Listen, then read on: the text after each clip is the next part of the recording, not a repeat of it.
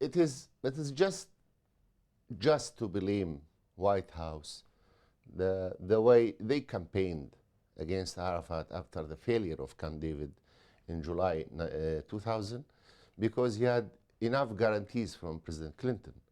If Camp David will not achieve the agreement between the Israelis and the Palestinians, he will not to be blamed after that. He was very, very careful that he will be exposed to a severe campaign, Israeli-American campaign, if Camp David would not go through and if the agreement will not be achieved.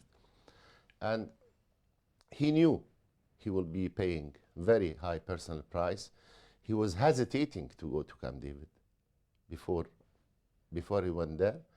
And based on promises and guarantees he received from the White House that if things not working in Camp David, he will not be exposed to attacks. And that was the only condition where he accepted to go based on it to the negotiation and to try this path. In January 10th, 2001, after the last visit to Washington, I wrote a long letter to President Arafat. I resigned from my job, and I wrote him a long letter. I was here in London, and I sent him the letter to Tunisia, where he was visiting for a few days. In that letter, I described my opinions, my analysis, what will happen. And I can tell you that the main issue in my analysis was that he is now exposed to a serious danger, whether as a political leader of the Palestinian people, the top leader, or even physical threat. I saw it clearly it's coming up because Barack was about to lose the elections. President Clinton him and his team was leaving the office. A new American team coming in. It happened, I met with some of the new team even before they took the office, and I was hearing from them totally new music to the Middle East issue during the period of the policy review in Washington. And at least I had one long meeting with a dear friend, Richard Haas. By then he was doing the policy review. And it happened, I also met the brother of President Bush, one of his brothers, excuse me to not expose his name.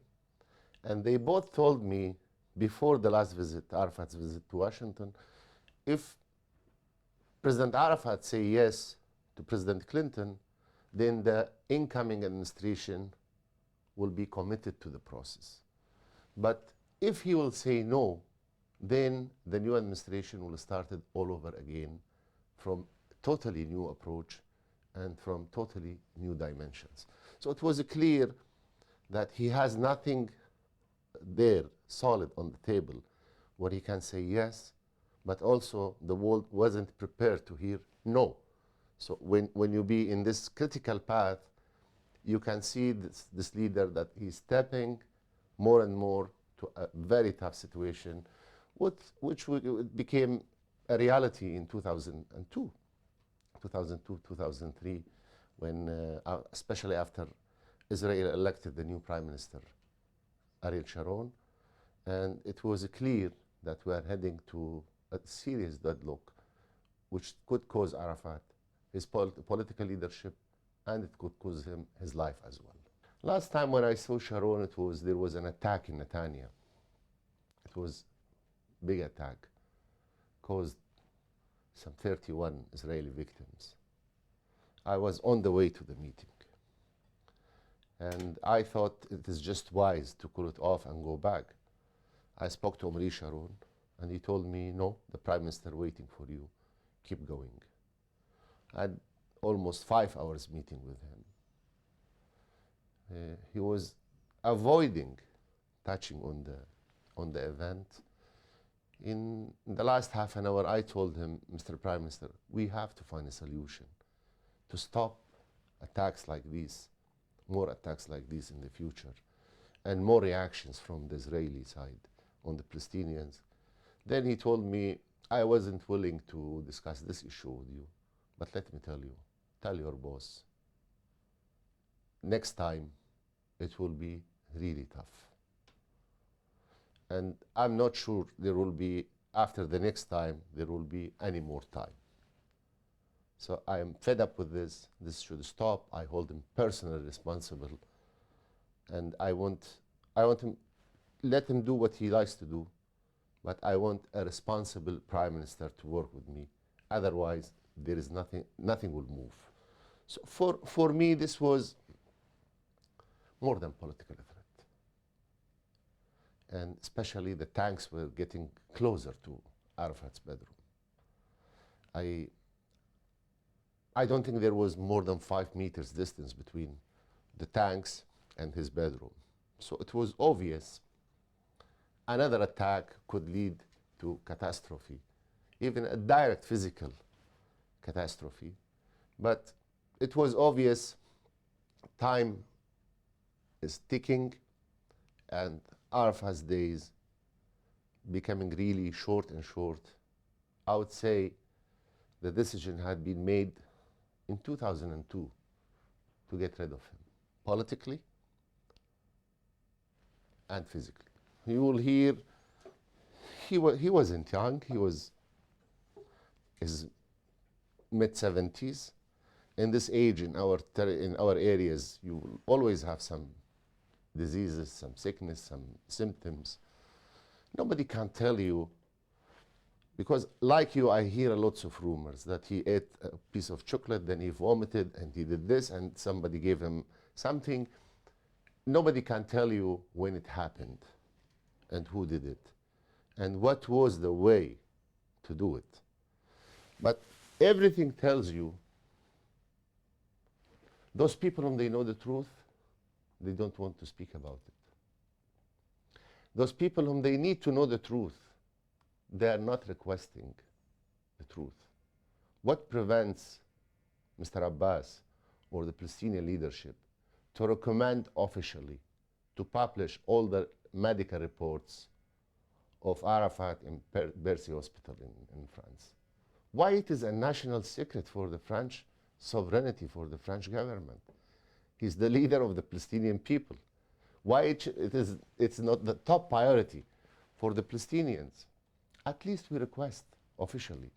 Let France Chirac or France Sarkozy or France Hollande say, no, we cannot do this legally because there is family privacy issue, there is this issue, there is that issue, but nobody requesting. As I'm sitting with you now, we are mid-2012, there is no official investigation committee on the Palestinian side. Maybe he paid the price at the end of the day, trusting people too much. And let's not forget, Arafat was a target for assassination 5-6 times in his life by the same way, poisoning. So we don't know how many times they failed to reach him, but we know only when they succeeded to get to him. And I'm saying that because I personally believe he was poisoned. And I hope French officials and authorities and doctors can show me wrong. I hope. We need to know the truth. We are strong. The Palestinian people, they are very brave, very strong. They can take any news. They need to know the truth. So there was no protocol visiting him. There was no food protocol. And when food is on the table, anybody there can be part of that lunch or dinner. Anybody can be a very normal, ordinary guest if he's inside the building. He never used to eat alone, never. I know him at least for 32 years, never saw him eating alone. Even in the final report or the partial report the French government delivered to the Palestinians, it is written, the reason of the death, unknown. This is, excuse my French language, this is bullshit. 29 French doctors, top doctors, were analyzing his case. After 15 or to 18 days, you come up with the answer, the reason of the death, unknown. What was it? Cancer? Tell us. Heart attack? Tell us. Brain stroke? Tell us. Like some people trying to say, well, maybe it was AIDS, that's why they are hiding. No, no, no, say it. As I said, the Palestinian people, they are strong, they are brave, they can take any news. Just say it, throw it out. Mention it, what was it? When you say, and that's what I told the French officials, because when they informed, I was the first one to be informed that his conditions, he's going down, it is severe, almost he's done. When they said, when I asked, what's the cause? They said unknown. Then I told them immediately, then you are telling me he was poisoned. They said, we cannot confirm, we cannot deny. So who will confirm and deny if you can't? If it is a national secret for the French government and country, let them come out publicly and say, we know, but we will not say it. We know, but we will not declare it. It will hurt the national security interest of France.